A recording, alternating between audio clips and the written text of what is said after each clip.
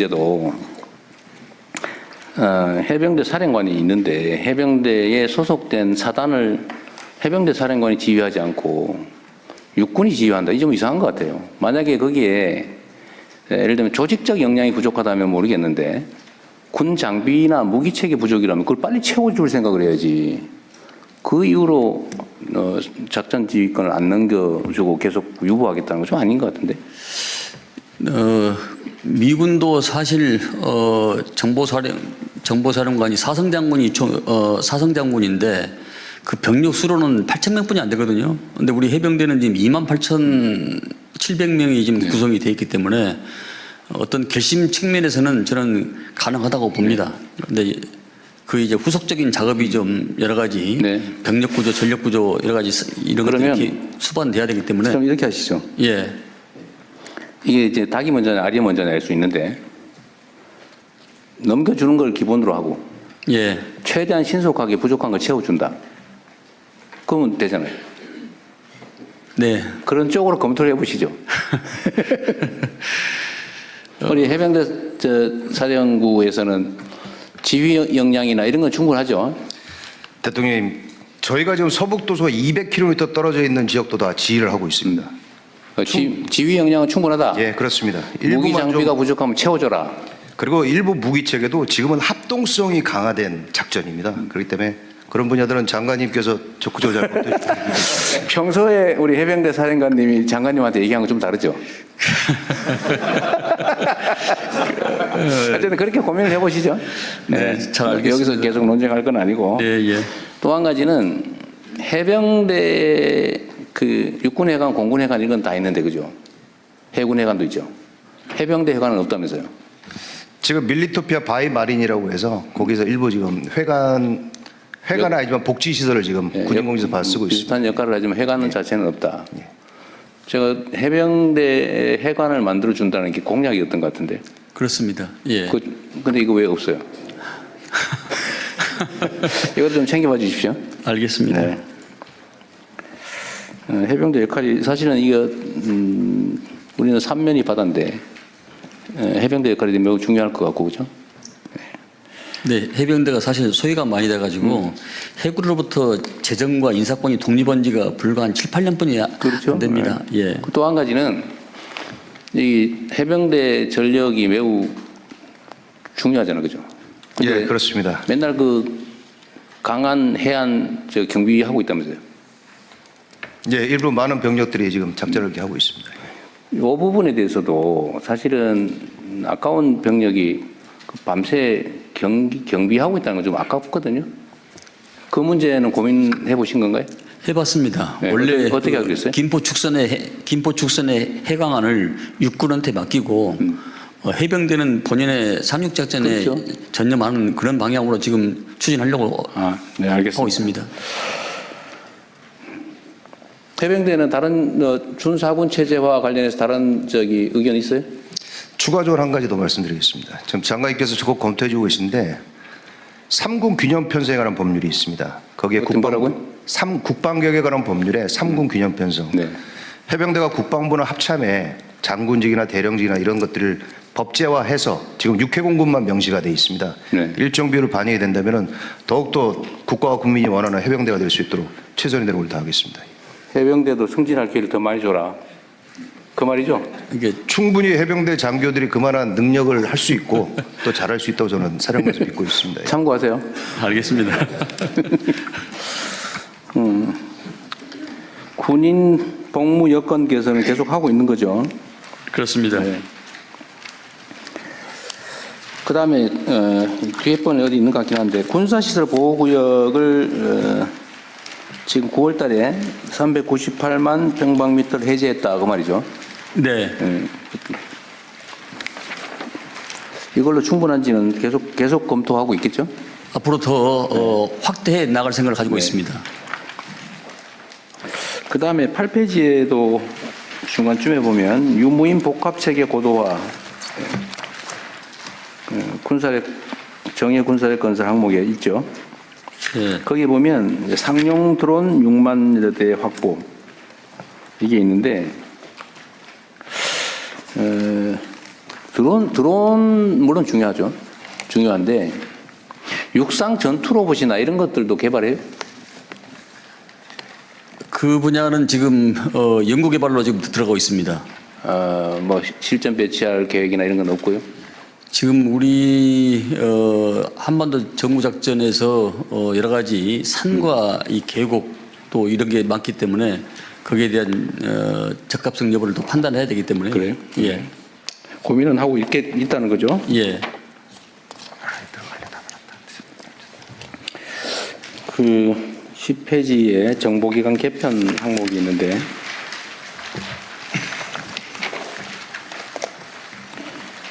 정보기관 개편은 방첩사에 관한 얘기죠.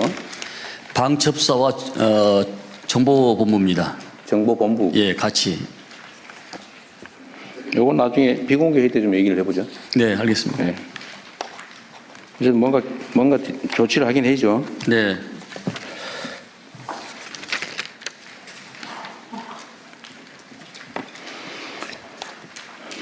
그 다음에 여러 항목들을 다 많이 써놓으셨는데 이 중에 이게 지금 강조가 안 돼서 내가 못 찾았는지 모르겠는데 우리 군 장병들에 대한 헌법 교육, 정신 교육 항목에 그런 게 있는지 모르겠는데 지금 헌법 교육의 헌법 존중 가치에 대해서 교재를 만들어서 지금 강의를 지금 하고 있는 중입니다. 아 그래요? 네.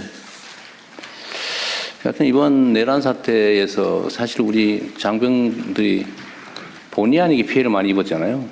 그렇습니다. 원래 군이야 죽으라면 죽는 거고 뭐 앞에 뭐가 있는지 모르지만 진격하라면 하는 건데 출동하라면 하는 거고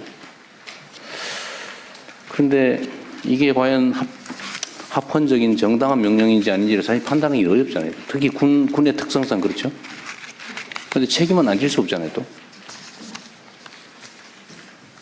그래서 그런 문제들에 대해서 좀 판단할 역량을 좀 갖춰줘야 되겠다. 그죠?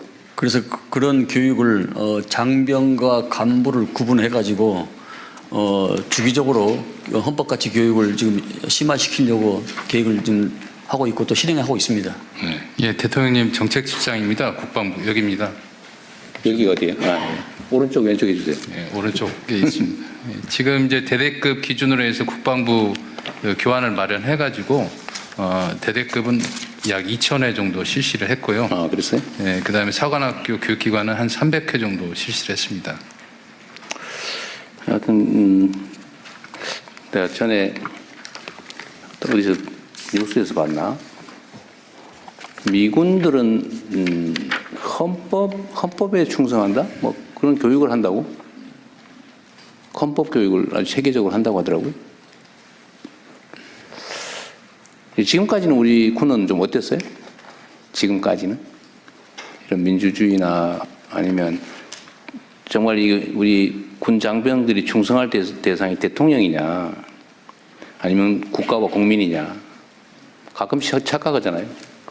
상사에게 충성하는 게 아니라 원래 국가에 충성하는 거고 그게 이제 상사에 대한 충성으로 표시될 뿐이죠. 주로 정원 교육에 대해서 윤리와 정원 교육에 대해서 이 교육이 있었지 헌법적 존중 가치나 이런 것은 없었던 걸로 알고 있습니다. 매우 부족했었던 것 같아요. 저는 이거 각별히 좀 체계적으로 좀 해야 될 일 같습니다. 이런 억울한 일 안 생기게. 그렇다고 책임을 묻지 않을 수도 없는 거고. 그리고 참 책임 얘기가 나와서 그런데 우리 장관께서도 아마 알고 계실 것 같긴 한데요. 이번에 내란 사태 때 출동을 했던 장병들 중에 네. 가라니까 어쩔 수 없이 가긴 했는데 막상 실행을 하는 데서 많이 망설여서 어디 뭐 컵라면 사 먹고 시간 끌고 놀았다든지 아니면 어디 가서 뭐 일종의 태업을 했다든지 이런 사람들이 있는데 네. 그런 부분에 대해서는 우리 헌법재판소가 탄핵 판결을 할 때 소극적 대응으로 이 내란 사태를 극복하는 데 도움을 줬다고 판결도 했고 실제로도 보면 그건 사실은 매우 어려운 결정을 한 거란 말이에요. 명령 불복종으로 실제로 처벌될 수도 있는 일인데 어쨌든 그 명령을 제대로 수행하지 않는 것도 엄청난 용기와 결단이었을 건데요. 그 부분을 저도 전에 한번 공개적으로 여러 차례 얘기했잖아요. 예를 들면 어쩔 수 없이 출동을 하더라도 적극적으로 수행한 게 아니라 소극적으로 대응해서 이 사태가 확산되지 않도록 한 중간 간부 또는 일선 장병들에 대한 책임을 물을 게 아니라 오히려 포장해야 된다. 이렇게 저도 얘기했는데 네. 지금 어디 기사에 난 걸 보니까 그런 사람들에서 징계위에 해부했다고 그 비난 기사들이 좀 있던데 네. 좀 어떻게 된 거예요? 제가 정확히 말씀드리겠습니다. 12월 3일 날, 그러니까 이제 해가 바뀌어졌으니까 일자가 12월 4일 날 01시 1분에 비상계엄 해제가 의결을 했습니다. 네. 의결을 했는데 그때 그 인원의 하급자가 대령님, 과장님, 지금 계엄의 해제가 의결됐으니까 우리는 출동하면 안 됩니다. 나가시면 안 됩니다. 라고 얘기했다는 겁니다. 아, 이미 해제가 의결된 다음에? 네. 근데 그러면 2차 계엄을 준비로 간 건데, 그래서 가면 안 된다라고 얘기를 했음에도 불구하고, 따라와 가자. 이렇게 해서 갔다는 겁니다. 거기까지 갔다는 겁니다. 이렇게 반은 맞고 반 이상은 틀리는 겁니다. 그래서 그것을 더 주의 깊게 봐야 될 대목이라고 네. 생각을 합니다. 일각에 알려진 내용하고는 약간 좀 다릅니다. 그러면 예. 그건 이제 새로운 팩트인데 제가 모르던 또 우리 국민들께서도 모르는 부분이니까 나중에 잘 설명을 하시고요. 네. 어쨌든 그러나 초기의 명령에 따라서 어쩔 수 없이 갔다가 그런 현장 일은 실행을 안 한 경우는 그렇습니다. 그런 경우는 아니다 그 말이죠. 그렇습니다. 예. 어쨌든 잘 가르쳐 주시기 바랍니다. 그래서 이 계엄이란 게 다층적, 이중적 이 내포가 많이 있기 때문에 평면적으로만 봐서는 이게 해석이 안 되는 부분이 있습니다. 하여튼 그런 점들을 어쨌든 조사 과정에서 잘 가려서 억울한 사례가 없도록 세심히 살펴주시기 잘하겠습니다. 바랍니다. 예.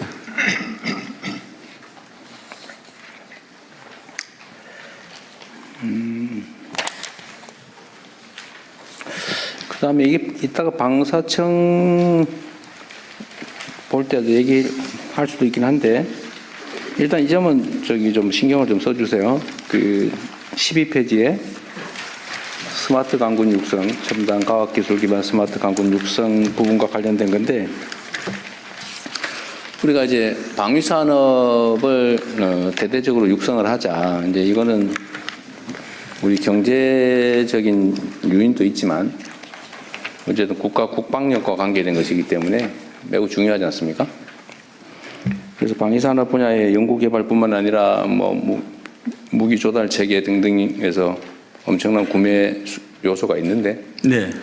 여기에 그 진입 장벽에 대한 호소를 많이 해요. 네. 예를 들면 기존에 있던 대규모 방산업체나 이미 이제 거래를 하고 있는 방위 관련된 업체 외에 신규로 진입하기가 너무 어렵다. 네. 라는 지적들에 대해서 충분히 지금 고민하고 대안을 만들고 있겠죠. 네, 공감을 하고 있습니다. 네. 네. 그리고 앞으로는 아마 전투기 장갑차, 탱크, 자주포 이런 대형 무기 체계 말고 네. 이제는 기술 기반의 첨단 무기, 소형 무기들이 많이 나올 거 아니에요. 그렇습니다. 이런 거는 사실 기존에 있던 대형 방산업체들이 쉽게 할 수 있는 영역은 아닌 것 같아요. 네, 그래서 대통령님 지난번에 말씀 저희들한테 했다시피 이게 광급 제도를 좀 더 제도적으로 확대를 시키면은 그 진입 장벽이 더 낮아집니다. 그건 의무적으로 해야 되기 때문에 대기업에서 그래서 이것을 제도적으로 좀 정착시켜 나가려고 하고 있습니다. 네, 그것도 좋은 생각이네요. 네, 자재, 그러니까 중간재를 조달 구매를 해서 제공을 하거나 아니면 아예 구매를 의무적으로. 조건으로 그렇습니다. 만들어서. 그리고 그거 할 때 가급적 국내 기술 또는 국내 기업들에게 우선권을 주거나 하는 것도 당연히 하고 있겠죠. 기술력이 있어도 그 기술력이 사장되는 경우가 많고 아니면 국산화 대신에 외국에서 쉽게 사서 쓰는 이런 대기업들이 많기 때문에 네. 광급으로 지정하면 그렇게 할 수가 없습니다. 그래서 그 제도를 더 확대 생산해 나가려고 하고 있습니다. 어쨌든 뭐 다양한 방법도 있을 텐데 어떤 진입장벽이 최소화될 수 있도록 또 어떤 신생업체, 벤처나 스타트업들이 기회를 가질 수 있게 각별히 배려해 주시기 바랍니다. 알겠습니다. 네. 어쨌든 우리나라는 이제는 고용보다는 창업이 더 중요한 나라로 변화돼 가고 있기 때문에 그런 기회를 많이 줘야죠.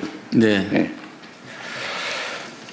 자, 경기 북부 지역을 포함한 미군 공여지, 미군 기지 부지죠.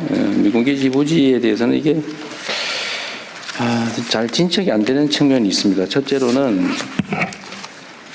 돌려주기라고, 그러니까 평택에 우리가 엄청난 돈을 들여서 그 기지를 지어서 미군에게 제공했잖아요. 네. 그쪽으로 모으는 조건으로. 네.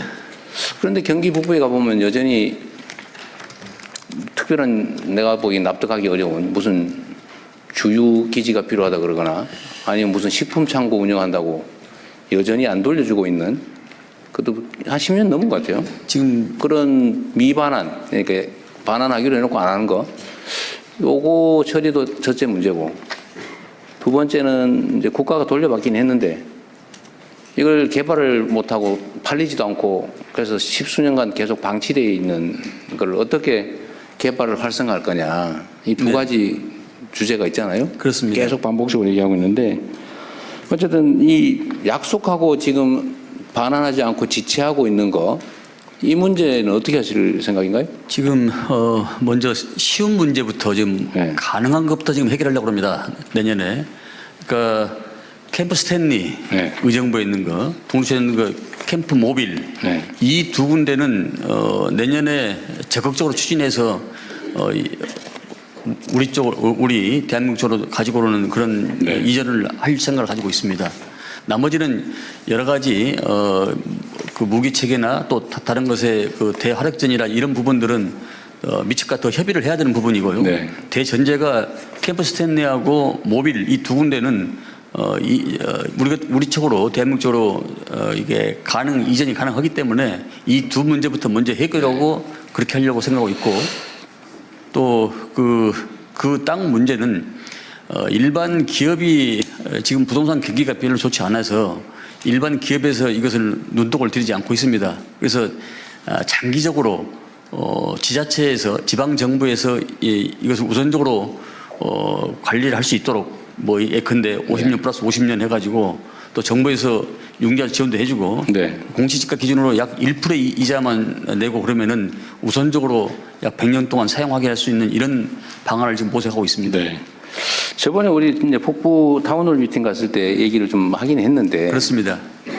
그 후에 제가 얘기를 들어보니까 일단 이 정부가 이미 반환받아 가지고 있는데 지금 활용을 못 하고 있는 경우에 이제 두 가지가 있는 것 같아요.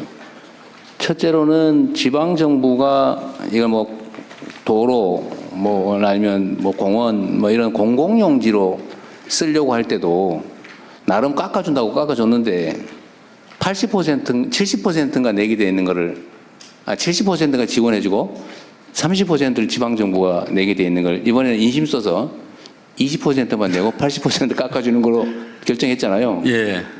근데 그러고 난 다음에도 저한테 들어온 얘기는 뭐냐면 그 20%를 꼭 받아야 되겠냐. 공공용지인데 개발해서 쓰려는 게 아니고 그 동네에 예를 들면 도로 뭐 공원 이런 공공시설 용지로 쓰는데 굳이 돈을 받아야 되겠냐. 정부가 공짜로 해주지는 못할 망정. 이 주장에 대해서는 어떻게 생각하세요? 네, 사용자인 시민의 입장에서 봐서는 정부나 지자체가 똑같은 것으로 보여지기 때문에 네. 그것이 일견 타당하다고 보는데 그것이 어떤 측면에서는 지자체의 그 해이한 거 뭐 이런 측면이 있을 수 있겠다 이런 판단이 있습니다. 근데 저는 반대인데요. 왜냐하면 정부가 예. 어디 특정 지역을 개발을 하면 예. 정부에서 그 도서관 부지도 도서관도 지어주고 공공시설 지어서 도로 지어서 다 그냥 무상 기속시키잖아요. 기부치 나가잖아요. 그렇습니다. 예.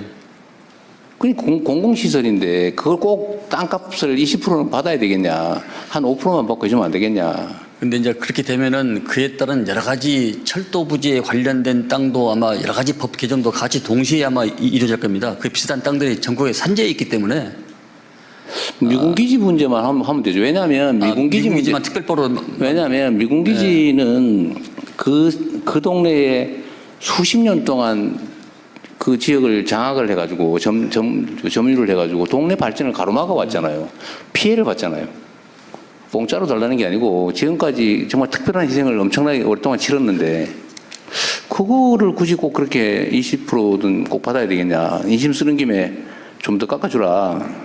라는 게 저는 약간 공감이 가거든요. 그거 한번 좀 더 고민해 주시고요. 네, 알겠습니다. 네. 두 번째로는 임대와 그 매각대금 할부. 예. 할부. 이런 상당히 괜찮은 조건이긴 하던데. 예.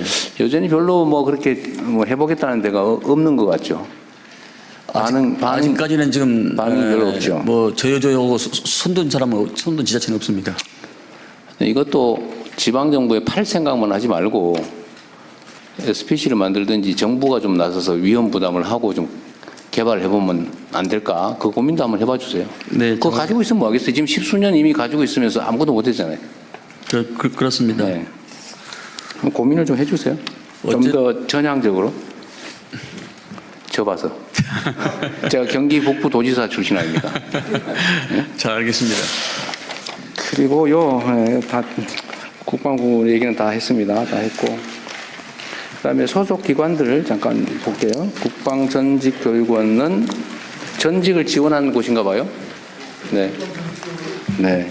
네, 국방전직교원장입니다. 네. 맞습니다. 열심히 해주세요. 네, 알겠습니다. 전쟁기념사업회는 어디 있어요? 네. 여기는 전쟁기념관 관리하나요? 네. 관리하고 또 네 가지 주요한 일을 하는데 공공외교 기능, 어린이 박물관하고 또 어린이 아카데미 기능을 박물관. 하고 있습니다. 네, 여기도 열심히 해주시기 바랍니다.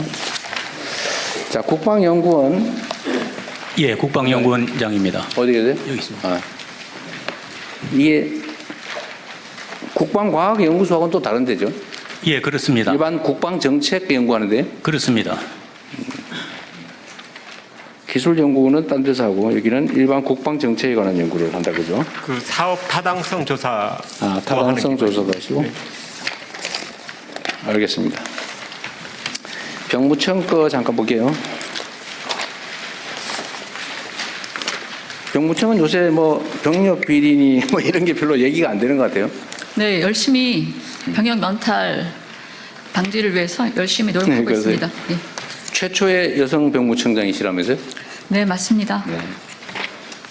기대에 응하지 않게 열심히 잘해 주십시오. 네, 열심히 노력하겠습니다. 방사청은 이 세부적인 내용을 얘기를 하기 전에 아까 발표하면서 마지막에 하셨던 말씀, 업무를 좀 조정하고 소속을 바꾸자 얘기하셨어요? 네. 그거 조금 자세히 얘기해 보실래요? 저기 국방부에서 섭섭해 하실 것 같은데? 옆에 보니까 밉지 않으세요? 탈출하려고 그래요? 제가 저 의원 시절에 이 방위사업청을 보존하고 지키기 위해서 아주 심혈을 기울였는데 오늘 의정활동 해야겠는데. 예.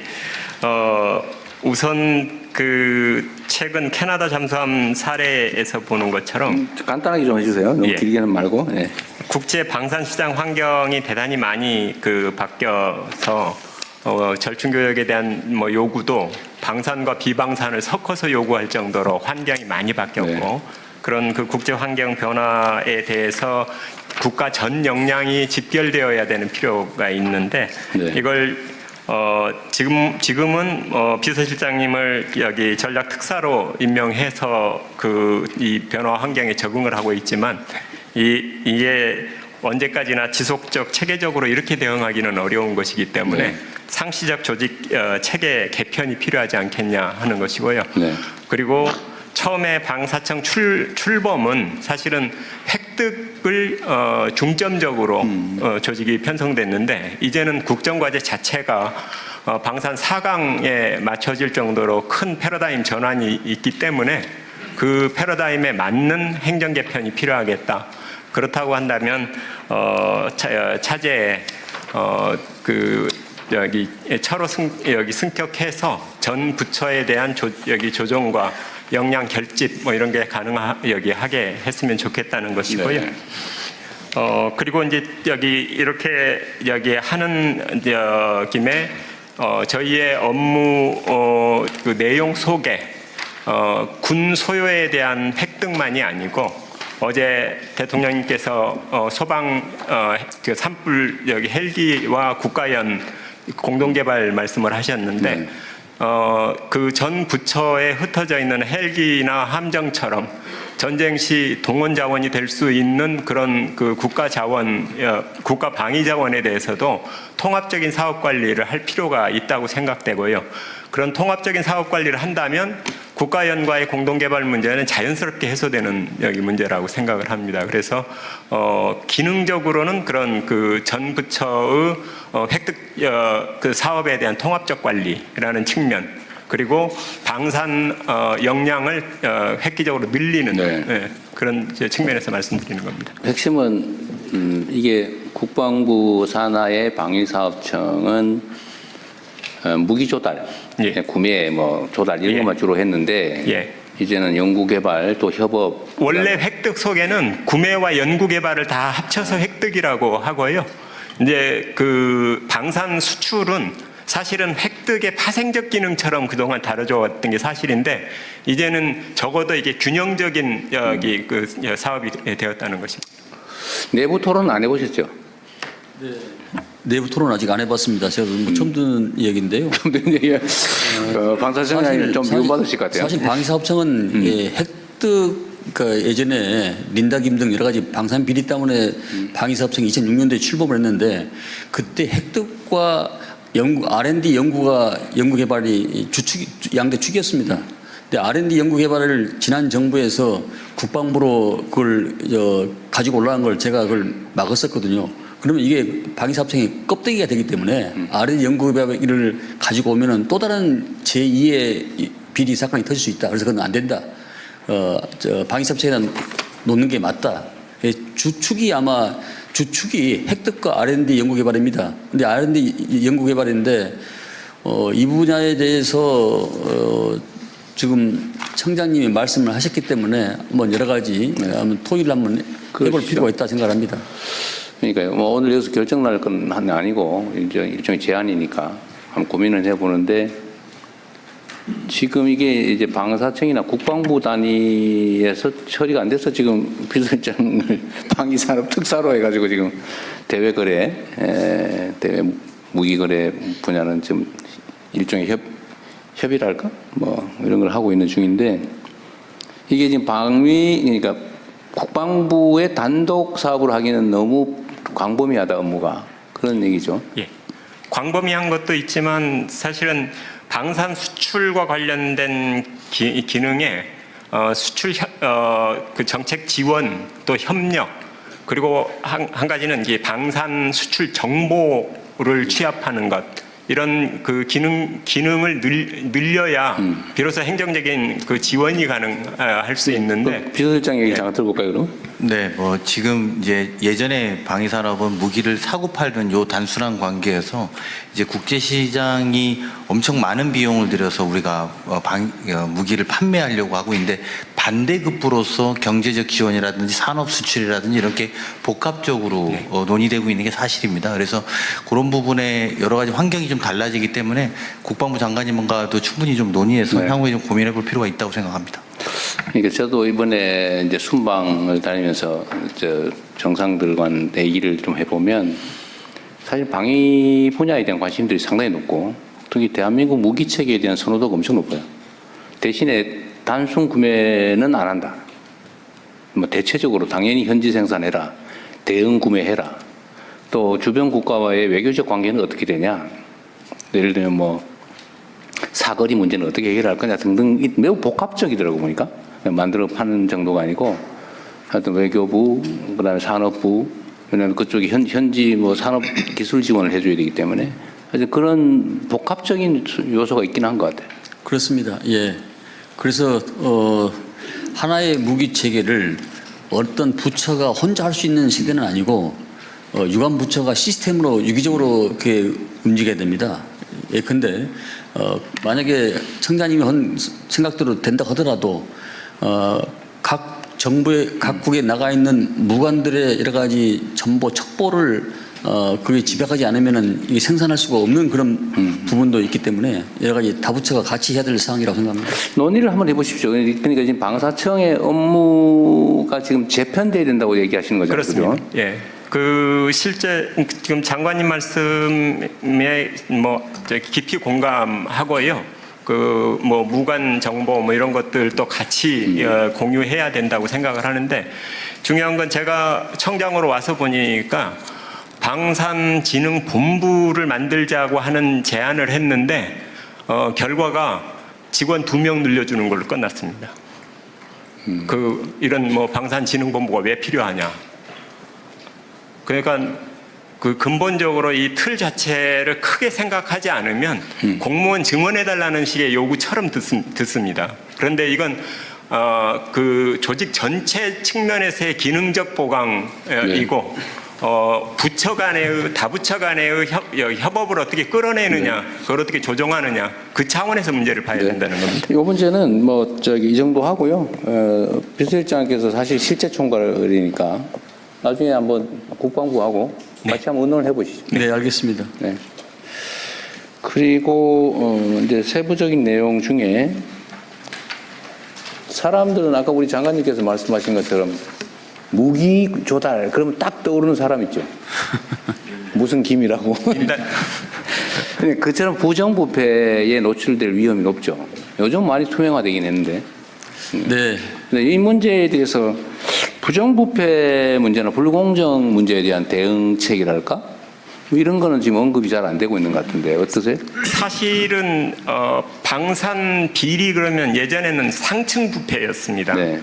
부패의 수준이 적어도 장관급 이상의 부패, 지금은 하급 공무원의 부패 수준 정도이지 적어도 그 고위공무원 수준의 부패는 거의 없다고 보면 예, 됩니다. 예. 체계적으로 많이 개선이 예. 됐다. 오히려 뭐 저희 청에 검찰 쪽에 파견도 있고 감사관도 있고 이렇게 중층적으로 보고 있습니다. 이게 사실 옛날도 아닌데 얼마 전까지 그 무슨 구조함을 만들었는데 소나가 없는 구조함 만들었다. 그거 아세요?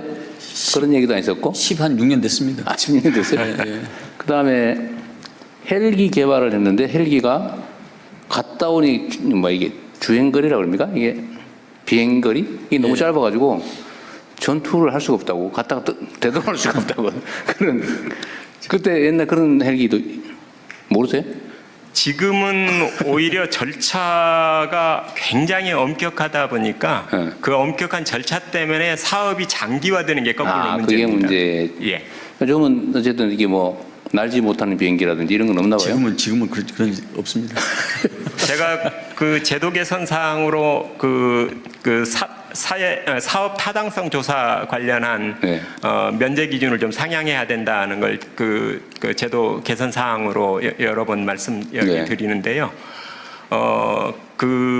여기 사업 이제 사타라고 줄이는데요. 사타를 면제하는 기준을 예타 기준을 그대로 여기 차용해 왔습니다. 그런데 이 방위 사업의 규모 자체가 원체 커서 예타의 경우에는 그 기준인 500억에 해당하는 것이 이거 보는 분들도 이해할 수 있게 사전 타당성 조사, 예비 타당성 조사, 사업 타당성 조사. 예. 여기 저 방위력 개선 사업에 대해서는 사업 타당성 조사라고 그러고요. 일반 건설 뭐 이런 등등 시설 이런 그 사업의 경우에는 여기 예비 타당성 조사라고 합니다. 근데 같은 500억을 가지고도 예타의 경우에는 그 면제가 거의 60% 이상입니다.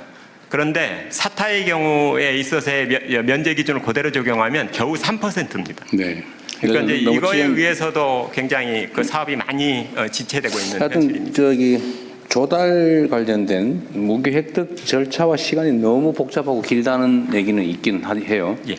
이미 요즘은 과학기술 발전 속도가 너무 빠른데 그 이제 승인 날 때쯤 되면 이미 구기종 되어버리는 예. 그런 문제도 좀 개선책을 만들어야 될 것 같습니다. 알겠습니다. 어쨌든 아까 무기산업 관련해서는 어쨌든 국내 기업들, 중소기업들, 네. 벤처기업이나 스타트업들에게 기회를 많이 주자라는 예. 거는 좀 각별히 신경 써주시고요. 예. 어쨌든 뭐 많이 없어졌다고는 하지만 여전히 국민들 사이에는 이런 의심이 있기 때문에 부패와 불공정 문제가 제기되지 않도록 엄격하게 잘 관리하시기 바랍니다. 알겠습니다.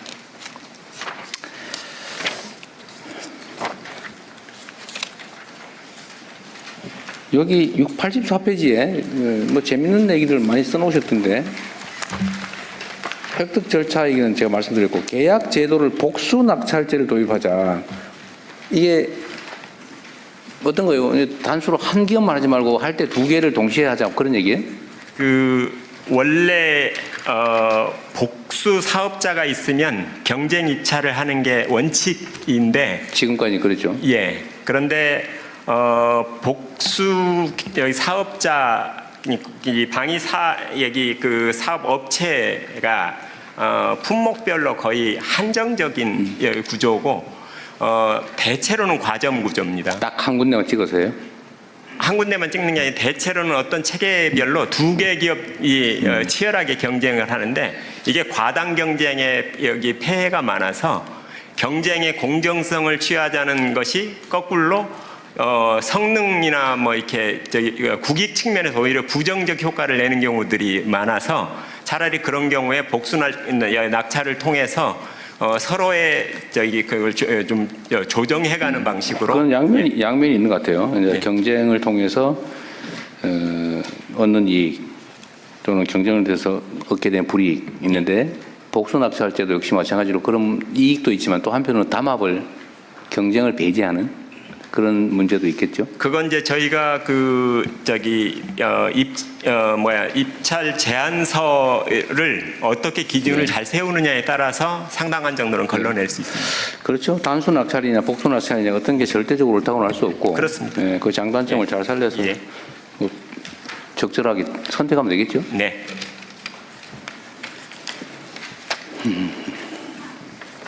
정부에서 신무기, 신기술을 많이 써주면 수출에 도움이 되겠다는 네. 주장도 있으니까 예. 그것도 잘 기회를 많이 만들어 주십시오. 예.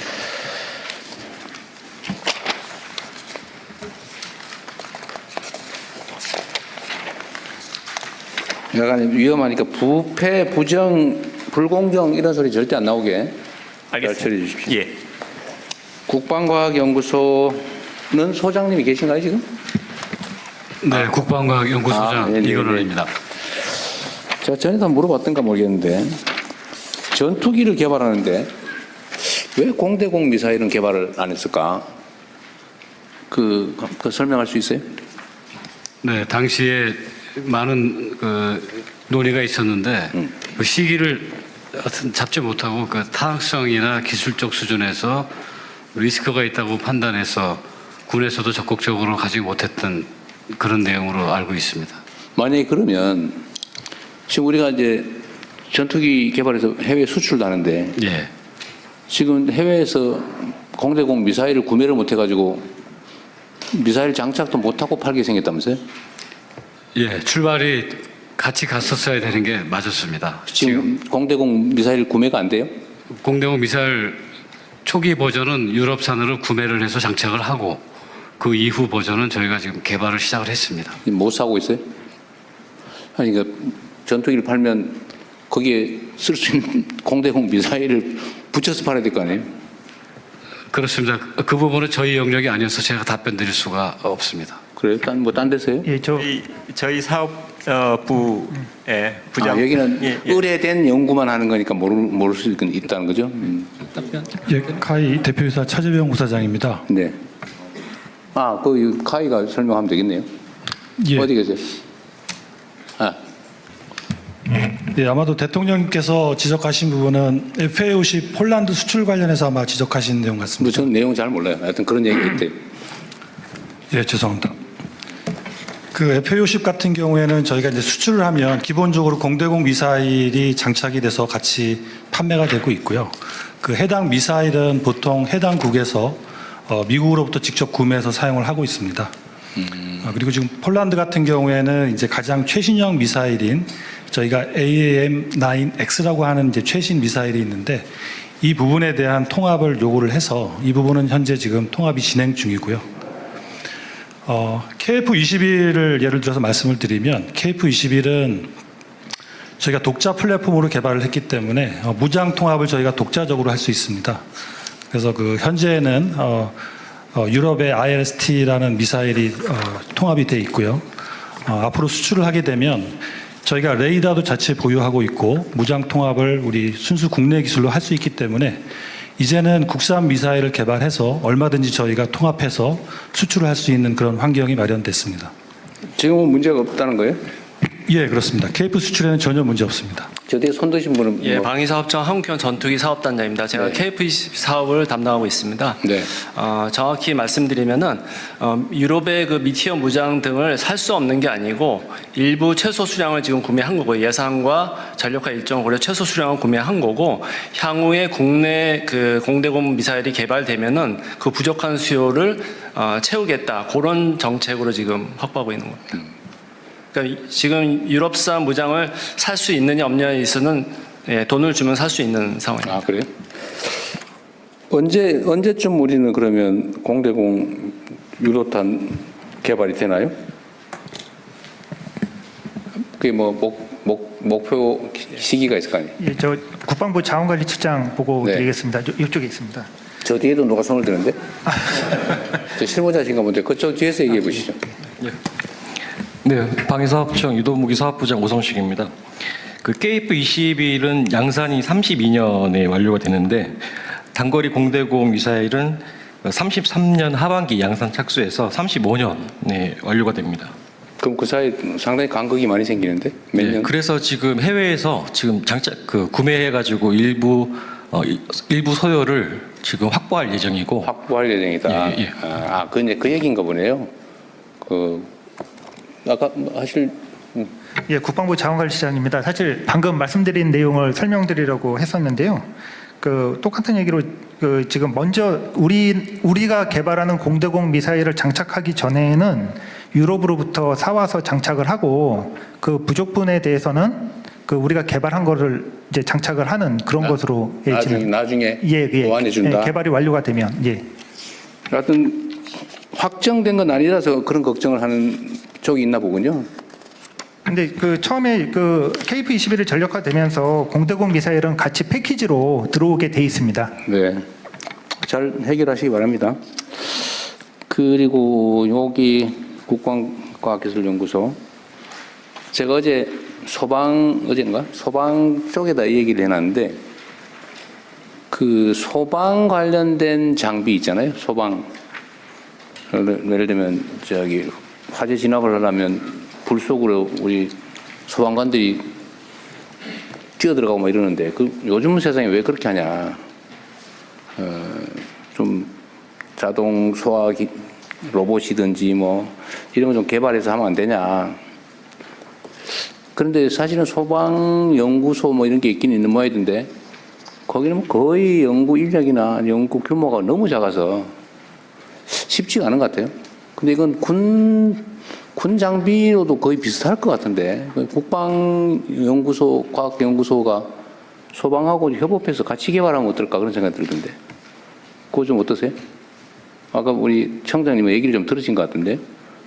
그 소방 헬기도 지금 군에서 산불 진화 지원하는 그 헬기가 그러니까 산림청 헬기는 이 바구니에 물을 담는 방식인데 군에서 개발한 거는 아예 물통이 그 헬기 안에 들어가서 바로 여기 직사를 하는 그래서 굉장히 효율적인데 이제 그게 단점은 물통이 들어간 것을 쉽게 빼지를 못해서 이 헬기를 다른 용도로 쓰는데 거꾸로 제약이 생긴다 그래서 이제 사업에 약간 제동이 걸리긴 했는데 제가 듣기로는 예컨대 사족 보행 로봇도 개발이 됐다고 하는데 그 화재 진압 이런 측면에서 군 기술을 같이 쓸 수 있는 그런 영역들이 꽤 있을 것 같습니다. 약간만 변형하면 같이 쓸 수 있을 텐데. 국방부 자원관리실장 보고 드리겠습니다. 아까 전에 실제로 그러한 부분에 대해서 그 국방과학연구소하고 그 소방청 내에 있는 국립소방연구원하고 지금 기술적 의견을 지속적으로 교환을 하고 있고요. 그 두 기관 간에 그 기술 협의체를 구성을 했습니다. 그래서 국방과학연구소에서 이걸 소방에 쓸 수 있다는 기술 과제들 가지고 있는 것과 개발하고 있는 것을 지속적으로 정보를 공유하고 있고, 실제로 그 국방소방연구원에서 필요하다고 한다면 그거를 같이 협업을 할 수 있는 구조는 돼 있는데, 이게 이제 그 9월부터 좀 본격적으로 시작을 했기 때문에 그 좀 더 그 속도감 있게 진행을 하도록 하겠습니다. 네. 어쨌든 국가 역량이라고 하는 걸 굳이 뭐 쪼개가지고 낭비할 필요는 없을 것 같고, 협업할 수 있는 건 최대한 협업 좀 해보면 어떨까. 저는 그래서 사실은 연구소도 그냥 물리적으로 합쳐가지고 한 부서로 운영하면 어떨까 싶은 생각 들더라고요. 뭐 쉽지 않겠죠? 똑같은 청인데. 하여튼 뭐 검토를 한번 해봐 주세요. 좀 효율적으로 할 수 있게. 대통령님, 여기 국방기술보호국장입니다. 네. 일단 대통령께서 지시를 하셔가지고 소방청하고 저희 방사청, 국방부, ADD가 그 현장에 있는 소방관 어디 있어요? 여기 있습니다. 예, 연구원들이 모여가지고 그동안 국방 쪽에서 개발된 기술 중에 그 소방청에서 사용할 수 있는 기술들을 한번 시연을 했습니다. 네. 그래서 일단 여러 개 기술 중에 10개를 그 업체 주관으로 한번 시연을 했고요. 네. 그 중에 이제 4개가 선정이 돼서 2개 같은 경우는 즉시 구매를 통해서 활용할 수 있다고 식별이 되었고, 2가지 과제에 대해서는 좀 더 소방 쪽에 적합화시키게 개선이 필요하다고 해서요. 네. 내년도 예산이 태워져서 같이 개발할 수 있는 상황이 되었습니다. 네, 알겠습니다. 아까 뭐 얘기하시려고 그랬었어요? 아니, 아까 그 대통령님 말씀하신 그 미사일 구매에 관한 답변을 드리려고 했는데 다 답변이 다 돼서. 했어요? 네. 자, 그리고 국방기술 품질은 여기는 국방기술 품질원 원장 신상범입니다. 여기는 뭐 품질을 관리하는데요? 네, 그렇습니다. 이미 납품된 무기나 장비들을 체크해 보는 거예요?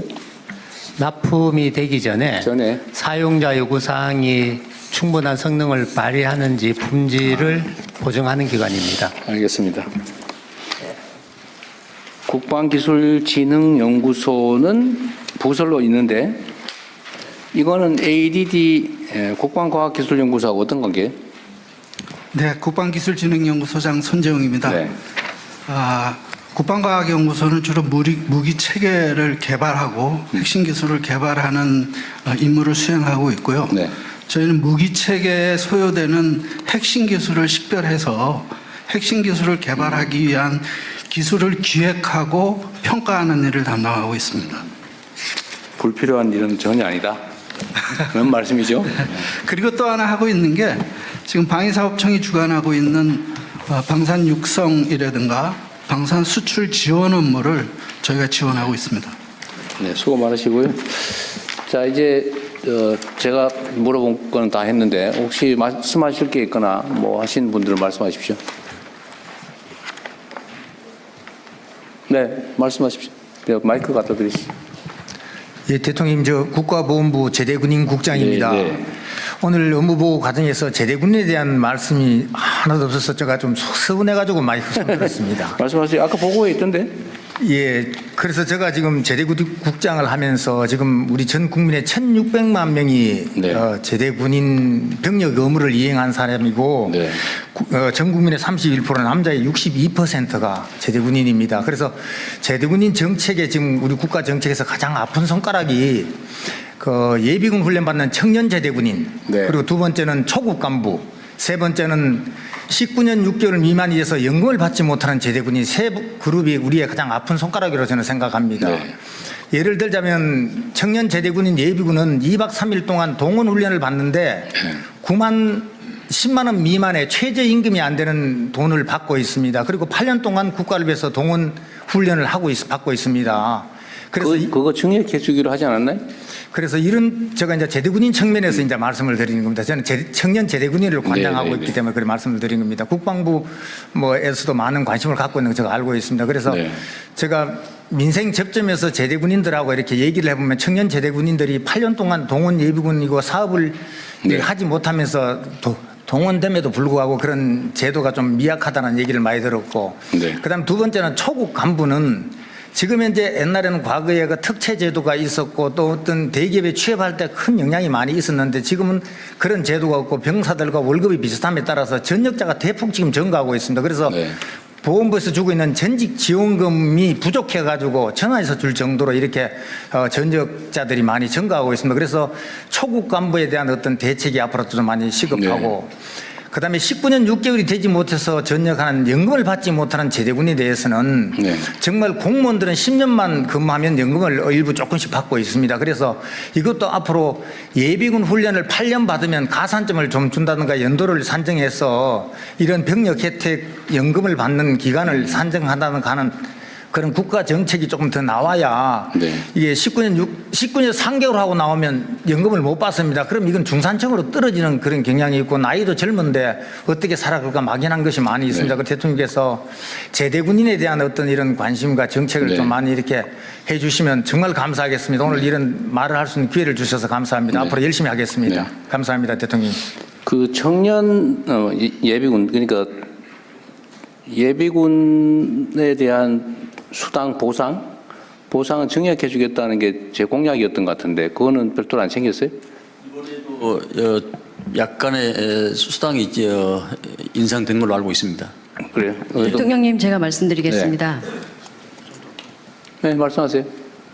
예비전력국장 김신숙입니다. 지금까지 예비군 훈련은 그 세 가지 유형으로 구분이 되어서 훈련비를 주는데 1~4년차 중에 동원훈련 1형에게만 돈을 줘왔고 나머지 유형에는 전혀 훈련 보상비를 지급하지 않아 왔습니다. 아, 그랬어요? 네. 그런데 작년에 일단 그 나머지 유형 중에 동원 2형에 대해서 일단 처음 지급할 수 있도록 예산 편성과 법 개정을 완료를 했고 올해 다시 대통령님의 공약 과제로 들어가서 저희가 나머지 지역 예비군 5~6년차 예비군들에게도 전원 뭐 작은 금액이지만 훈련 보상비가 지급될 수 있도록 이번에 예산 편성 완료했습니다. 하루에 얼마씩 주기로 했어요?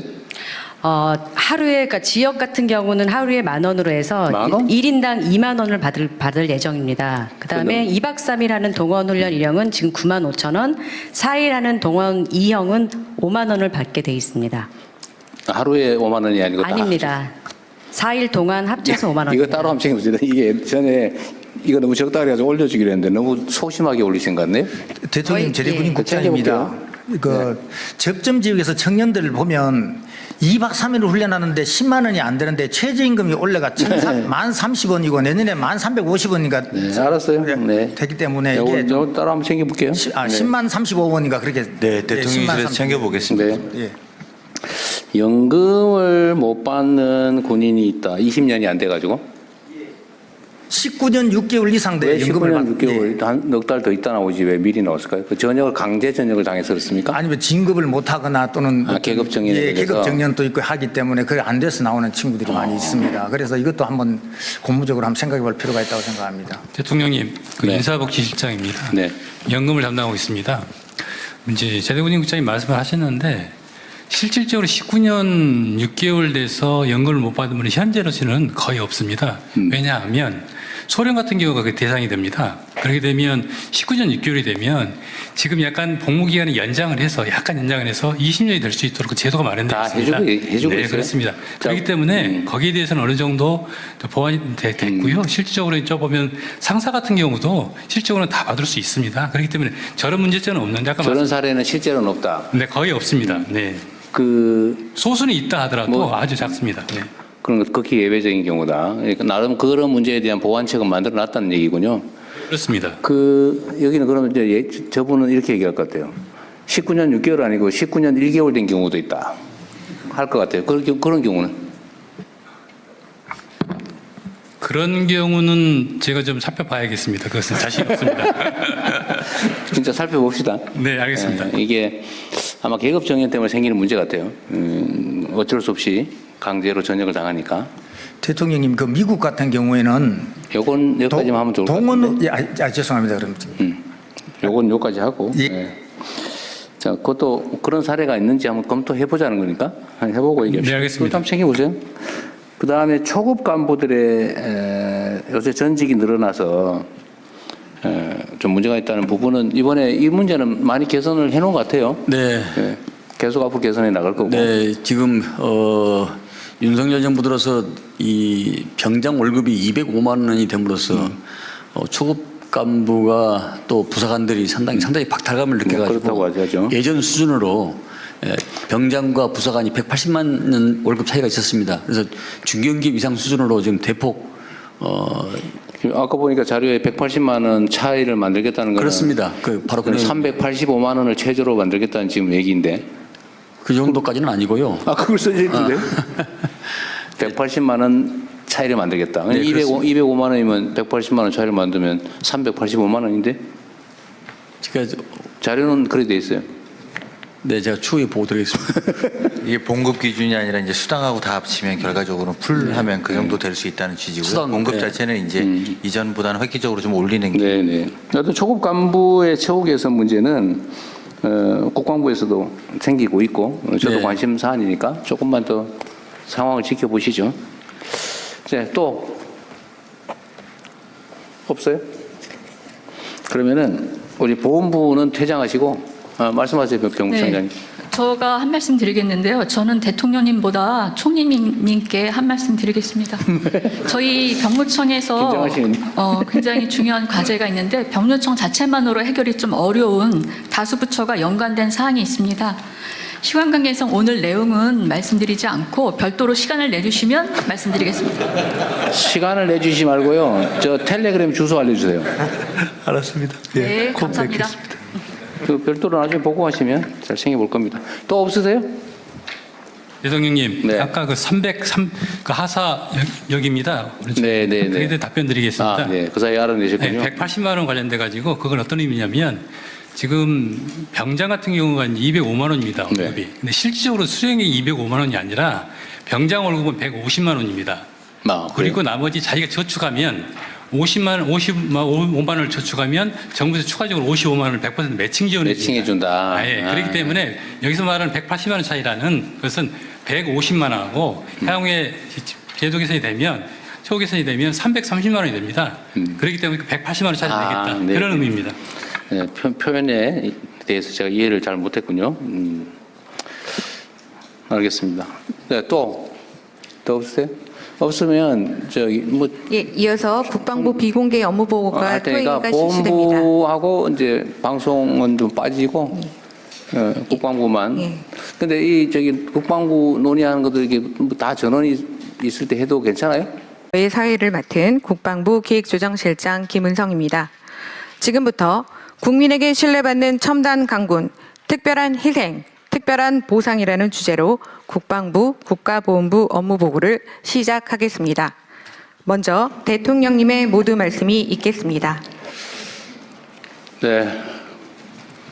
어려운 환경 속에서 국가의 안전을 지키기 위해서 애쓰시는 우리 장병 여러분, 그리고 국방 공무원 여러분 감사드립니다.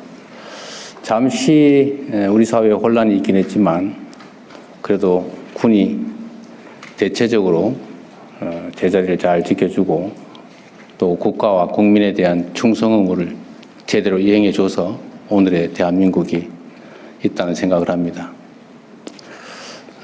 혼란스러운 점들이 꽤 있긴 하지만 또 이런 과정도 더 나은 미래를 위한 토대가 될 수 있다는 생각으로 새로운 마음으로 또 새롭게 시작하면 좋겠다는 생각을 합니다.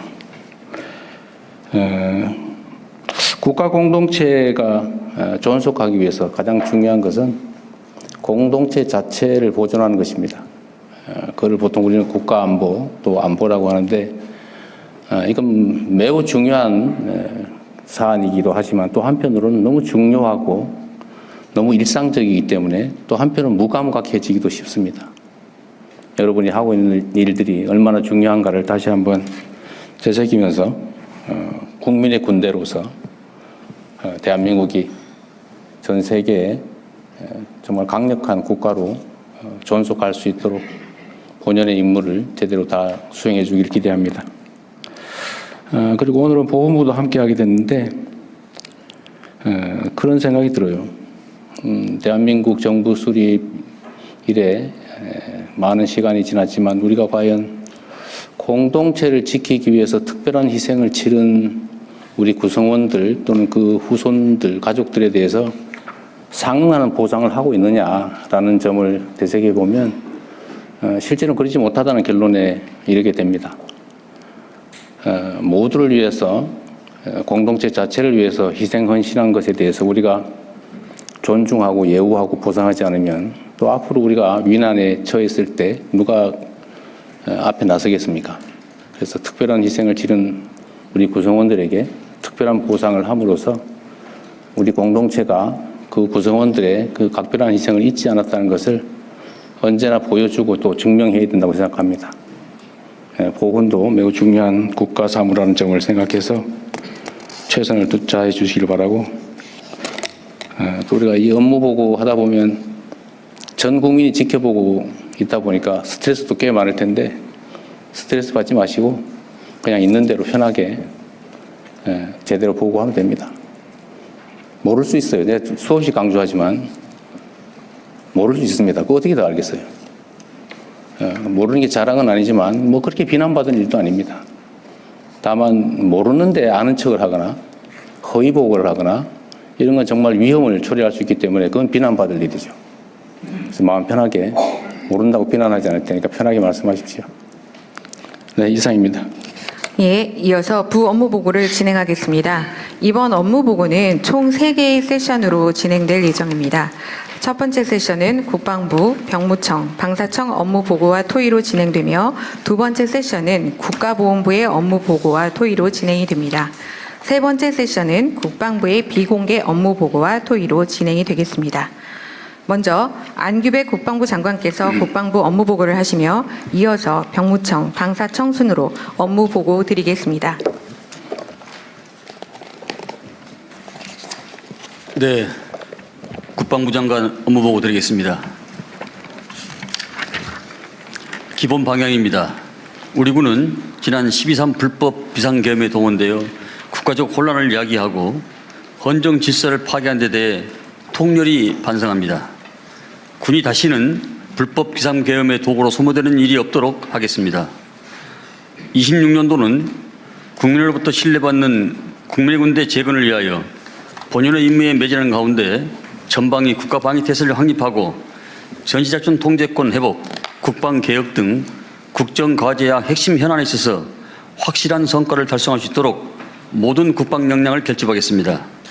국민의 군대를 위한 민주적 제도적 통제를 강화하기 위해 법령, 제도, 교육 체계를 정비하고 특히 119모로 구성한 특별수사본부와 헌법존중 TF를 중심으로 강도 높은 조사와 수사를 함으로써 신속하게 계획의 성과를 달성하겠습니다. 이어서 10대 중점 과제를 보고드리겠습니다. 먼저 군 제도 개혁과 정보기관 개편을 위해서 개헌법 9개 조항을 개정하고 군 정보기관 개편안을 마련한 등 이 땅에서 다시는 시대착오적인 불법 계엄 사태가 발생하지 않도록 군에 대한 제도적 통제를 강화하겠습니다. 내년도는 계엄법 추가 개정 소요를 도출하고 군 정보기관 개편을 완료하는 등 헌법 가치를 수호하는 국민의 군대를 재건해 나가겠습니다. 한국형 삼축 체계 고도화를 위해서 핵심 전력을 작전 배치하였고 관련 예산을 전년 대비 21.3% 확대 편성하였습니다. 이를 기반으로 내년에는 전작권 회복과 연계하여 북핵 위협에 대비한 독자적 억제 능력을 조기에 구축해 나가겠습니다. 국내 드론 산업의 생태계 발전과 50만 드론 종사 양성을 위해서 국산화된 교육용 드론 구매 예산을 확보하였습니다. 내년에는 국방 AI 인프라를 구축하고 드론 운영 전담 부대를 운영함으로써 우리 군이 첨단 과학기술 기반 스마트 강군으로 거듭남과 동시에 국내 드론 산업 생태계 구축에 마중물 역할을 수행하겠습니다. 미래 안보 환경에 대비하여 2040년을 목표로 병력구조, 부대구조, 전력구조를 통합한 군구조 설계 방향을 수립하였습니다. 내년에는 군구조 개편안을 구체화하여 국방개혁 기본계획을 국민과 대통령님께 보고드리고 병력 절감형 군으로 전환 기반을 마련하겠습니다. 군인 복무 여건 개선을 위해서 초급 간부 기본금 인상, 당직비 인상 등 실질적인 지원 대책을 마련하였습니다. 향후 군인 보수를 중견기업 수준까지 단계적으로 인상하고 군인 가족 중심의 주거지 지원 정책을 추진해 나가는 등 군인의 숭고한 헌신에 걸맞는 복무 여건을 구축해 나가겠습니다. 경기 북부 미군 공여지 조속한 반환을 위해 다양한 국방 협의체를 통해서 강력히 촉구하고 있으며 반환된 공여지 개발을 위해 지방 정부의 부담을 경감하는 등 지원 방안을 마련하였습니다.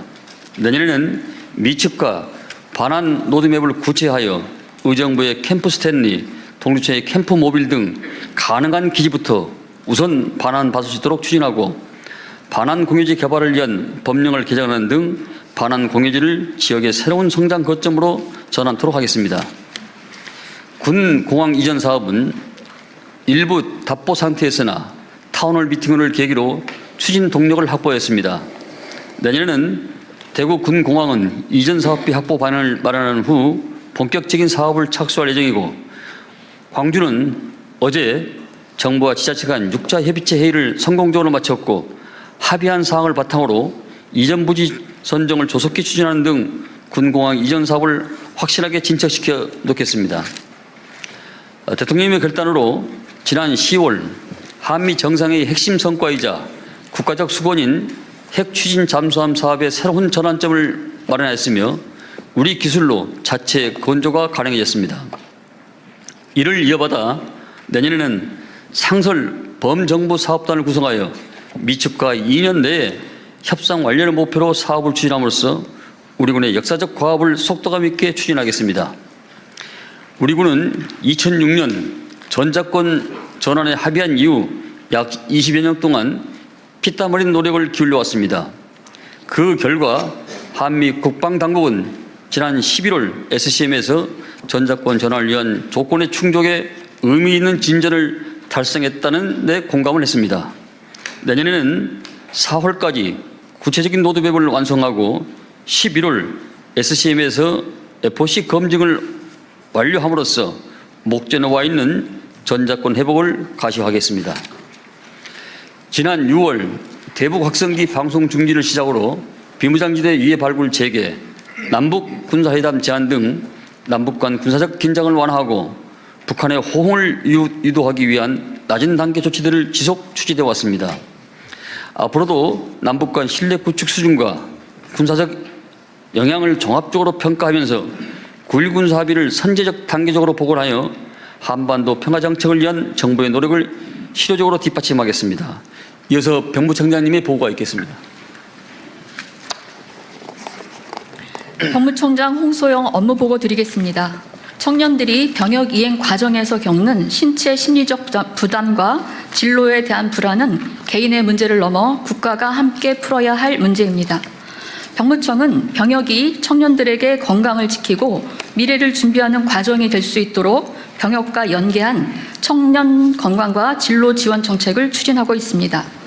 19세에 실시하는 병역 판정 검사는 58개 기본 검사를 통해 매년 600여 명이 미처 알지 못했던 질병을 발견하는 등 청년의 생애 첫 건강검진 역할을 수행하고 있습니다. 또한 병역 진로 설계 프로그램 운영은 개인의 적성과 진로를 연계한 병역 이행을 지원하고 있습니다. 26년 계획입니다.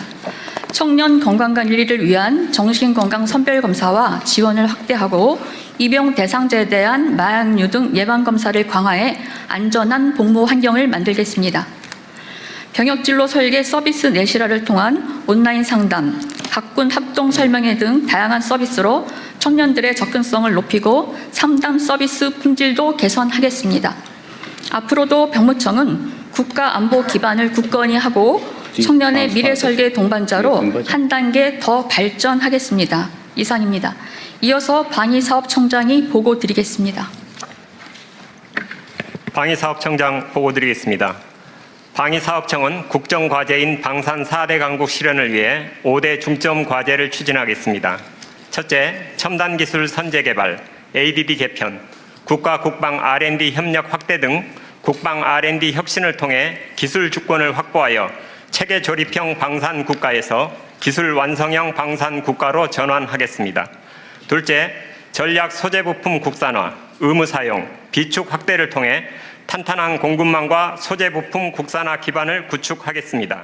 셋째, 중소기업의 글로벌 공급망 진입 지원, 방산혁신 전문기업 지정 등을 통해 중소벤처기업을 전 주기에 걸쳐 집중 육성하겠습니다. 넷째, 대기업 수출 성과를 중소기업 지원에 재투자하게 하고 중소기업 부품 광급 조달 등을 통해 동반 성장 및 공정 상생 생태계를 만들겠습니다. 다섯째, 국가 정책 역량을 총집결하여 잠수함 등 대형 사업 수주를 이뤄내고 가치사슬 협력 모델 구축을 통해 K방산 글로벌 수출 협력 기반을 강화하겠습니다. 끝으로 방산 4강 실현이 비상한 목표인 만큼 개혁의 기조도 비상해야 한다고 생각합니다. 우선 획득 제도는 소요, 사업관리, 시험평가에 이르기까지 전 주기에 걸쳐 신속하고 유연하며 산업적 관점을 포섭할 수 있게 개혁해야 합니다. 국방 R&D 개혁은 수행 주체 간의 편익을 추구하는 담합 구조를 개선하여야 ADD 본연의 사명인 첨단, 비익 사업 집중이 가능합니다. 더불어 대통령님께서 말씀하신 방위산업은 첨단 국가 전략 산업이라는 패러다임에 맞는 행정 거버넌스 개편이 필요합니다.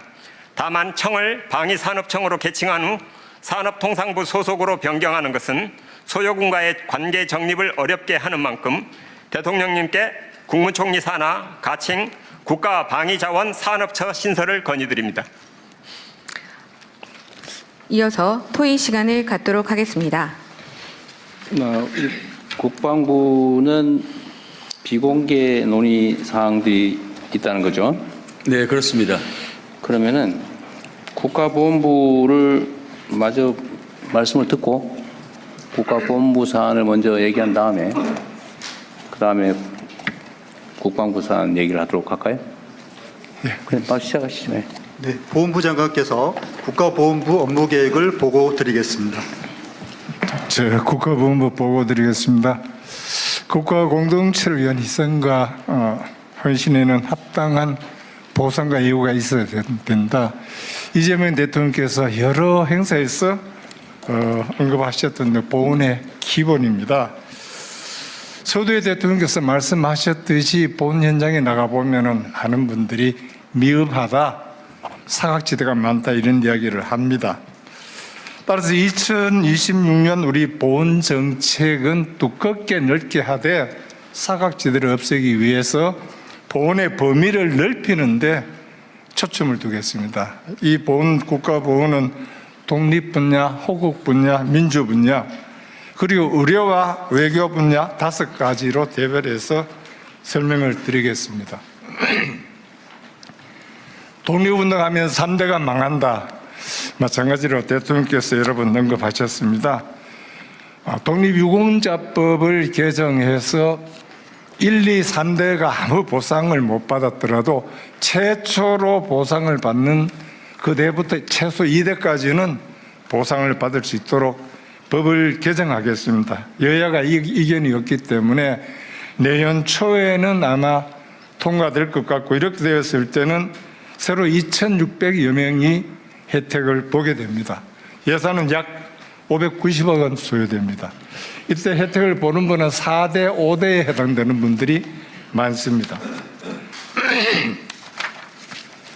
독립유공자 발굴 포상도 강화하겠습니다. 이제까지는 연 250명, 300명 했는데 내년 600명 정도 발굴하도록 하고, 독립유공자 발굴을 할 때 늘 독립운동은 있지만 뒤에 행적이 불분명하다 해서 소원을 하지 못했습니다. 이런 분들이 1936명이 있습니다. 이분들도 최대한 포상을 하고 나중에 만에 하나 다른 어떤 미비한 행적이 나왔을 때는 취소하는 방향으로 하도록 하겠습니다. 유해봉환 작업도 가장 큰 과제인 안중근 의사 유해봉환 사업은 지난번에 한중 정상회담에서도 말씀하셨고 얼마 전에 저 중국 주한 대사하고도 이야기를 했습니다. 중국의 협조를 얻어서 최대한 그 위치라도 제대로 추적할 수 있도록 중국의 협조를 얻어서 현지 출장을 가서 파악하도록 하겠습니다. 추정되는 지역은 할빈 그 감옥, 여순 감옥의 왼쪽은 2번이나 발굴해서 실패를 했지만은 오른쪽은 아직 발굴을 하지를 못했습니다. 파기보다는 GPR로 여러 가지 상황을 살펴보고 난 다음에 찾게 되면은 원래 어쩌면은 그 소재를 찾을 수 있겠다 이렇게 판단을 합니다.